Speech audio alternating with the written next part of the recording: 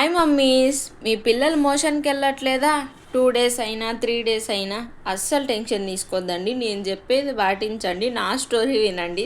దాని తర్వాత మీరు చాలా చిన్నది అనిపిస్తుంది అనమాట. వీడు నా పెద్ద కొడుకు.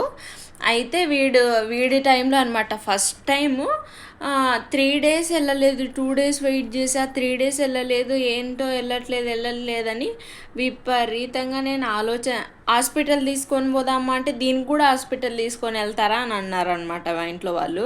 మా పెద్దమ్మ ఏం చేసింది తెలుసా, ముడ్డులోకి సోపుని చిన్నగా చేసేసి పెట్టింది అనమాట. అప్పుడు సోప్ లోపలికి వెళ్ళి మోషన్స్ అవుతాయి అని చెప్పేసి అది కూడా వర్కౌట్ అవ్వలేదన్నమాట.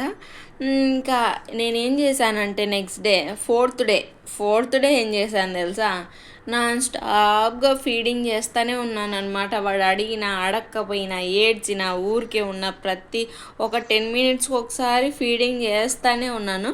అట్లా మార్నింగ్ నుంచి స్టార్ట్ చేస్తే ఆఫ్టర్నూన్ లోపు మోషన్ వెళ్ళిపోయాడనమాట. మీ పిల్లలు ఒక 3 days 4 days వెళ్ళకపోయినప్పటికీ బ్రెస్ట్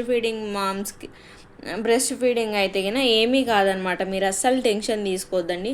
మీరు ఎంత చేసినా కూడా 5 days అయినా కూడా మీ బాబు మోషన్కి వెళ్ళట్లేదంటే అప్పుడు డాక్టర్ దగ్గరికి తీసుకెళ్ళొద్దండి.